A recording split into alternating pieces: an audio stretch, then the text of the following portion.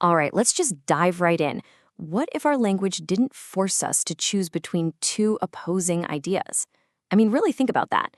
Today, we're exploring Arreqqana, and it's a language built on this pretty revolutionary philosophy that true clarity, well, it's not found by solving paradoxes, but by actually living right inside of them.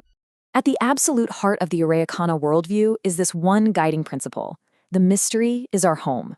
So it's not about this race to find all the answers. It's about learning to live comfortably and wisely right there inside the questions. This single idea, you'll see, it shapes everything that follows. So how does a philosophy like that, embracing mystery, actually translate into a language?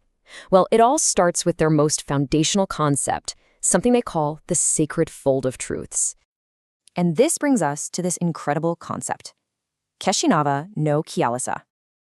In so many cultures, if two things contradict, one of them has to be wrong, right? But in Arreqqana, opposing truths, like say fire and stillness, or silence and song, they can both be totally, completely valid at the same time.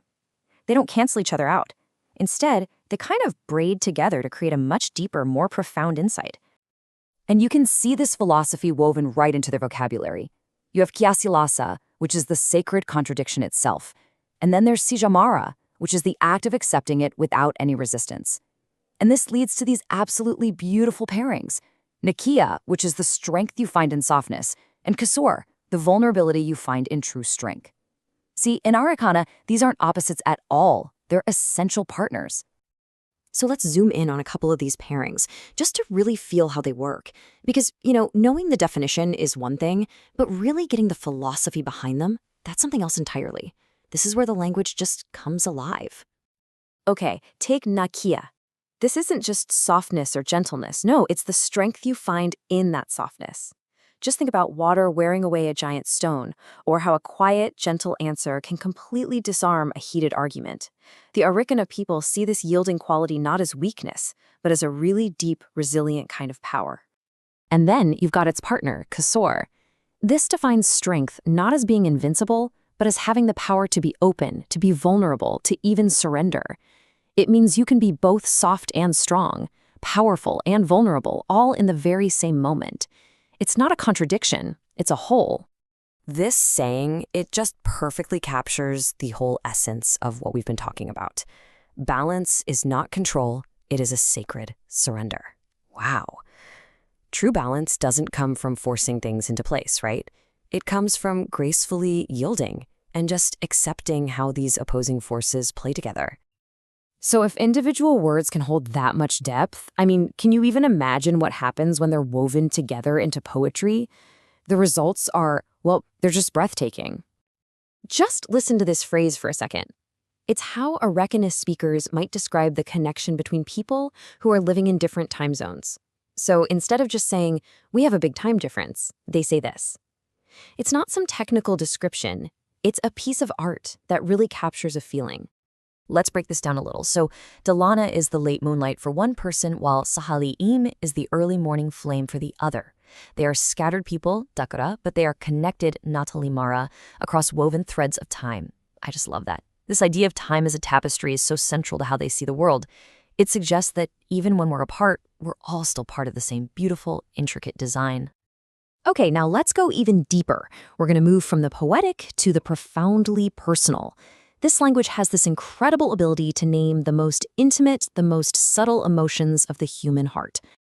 Have you ever felt that? That very specific, quiet warmth that just spreads through your chest when someone just gets you?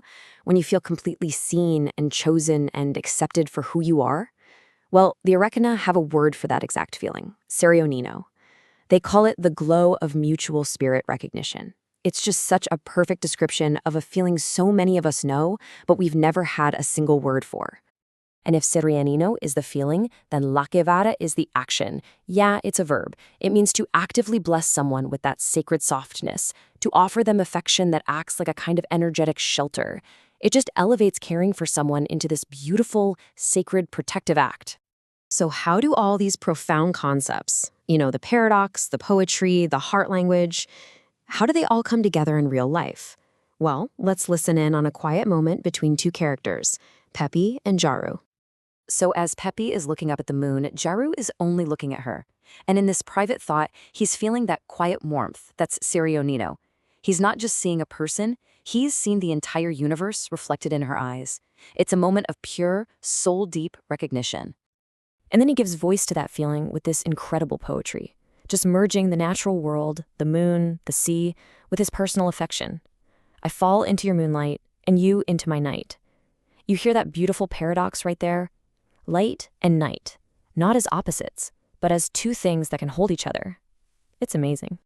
And they end their night with this shared prayer, a blessing. And this brings us right back to that concept of lakavar.